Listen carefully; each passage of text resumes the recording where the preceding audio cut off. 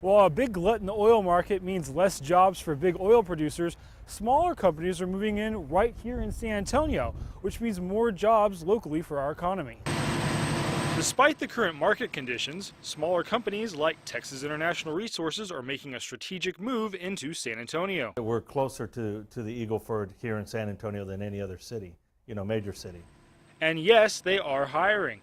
The company is looking for around 20 employees at their office space and potentially many more for field operations depending on the number of leases they acquire. We're probably seeing somewhere in the realm of 100 to 200 jobs that we're going to be adding directly and indirectly in field operations over the course of the next year and a half. And now might not be a bad time to get into the industry.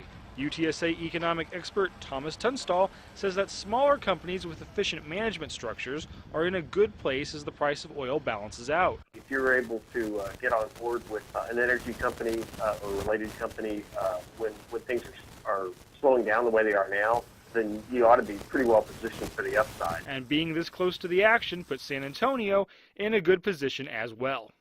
Andrew Moore, KENS 5 Eyewitness News. More than 29,000 homes in Texas are solar powered, and having those panels up there can provide significant cost savings. 8 months out of the year I don't have a bill, and then the other 4 months my bill's usually around $50. Solar contractor Andrew Wood has 33 solar panels on his roof that provide over 2,000 watts of energy, more than enough, he says, to support his home even when it's cloudy.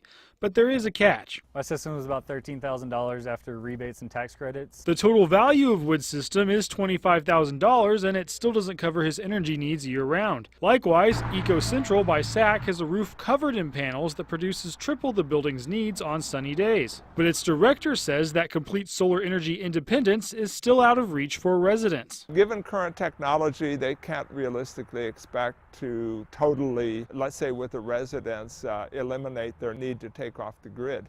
So is solar power worth it for you? Well, the technology is getting cheaper, and in 7 to 10 years, a $10,000 system should pay for itself completely. And if you want to get in the solar game but put less cash down, CPS is working on a new community solar program. You can buy a share of this community solar farm, and then whatever power that produces, you get a credit on your bill. The program will roll out in the next couple months and should help any San Antonian save a little green. Andrew Moore, KENS 5 Eyewitness News. Here in downtown San Antonio, a new 1-acre farm is finding a new way to grow fresh produce. But the catch is, it's not a normal farm. It's a hydroponic one. It has no soil. Instead, fresh kale grows out of the walls, secured by a black polyester that holds it in place, all doused in a hue of magenta. I feel like I'm standing in like a vegetarian rave here. Yeah. But that too has a purpose. So we grow a lot of different crops in this area with a specific spectrum of light. Turns out the plants use reds and blues more than pretty much anything else. A solution of water and nutrients runs over the roots through the wall panels, which can be easily removed to harvest ripe produce and plant new seedlings. The container isn't very big, but it doesn't need to be. In this small area, as a result of our intensive strategy, we can produce an acre's worth of crops in a 40-foot shipping container. While you can't grow all types of produce this way, corn for instance, there is a benefit to the ones you can. Hagney's farm is much closer to market and uses significantly less water thanks to a water recycling system. Hagney hopes to expand his idea in other areas of the city this year, planting new farms, one warehouse at a time. Andrew Moore, KENS 5 Eyewitness News.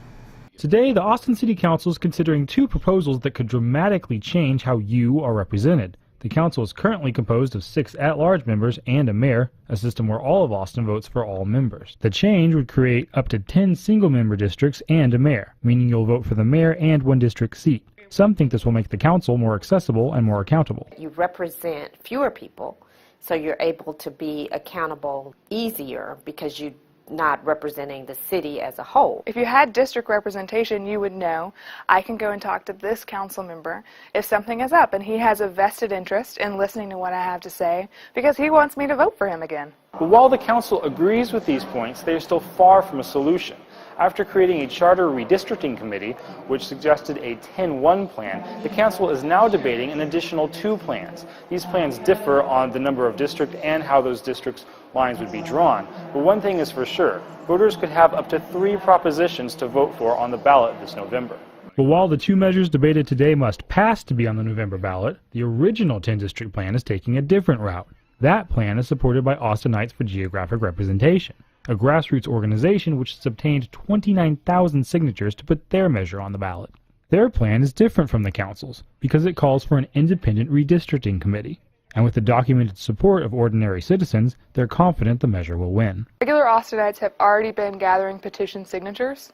I don't think that they're going to forget which plan that they worked for when they go to the ballots in November. Andrew Moore, Texas News Watch.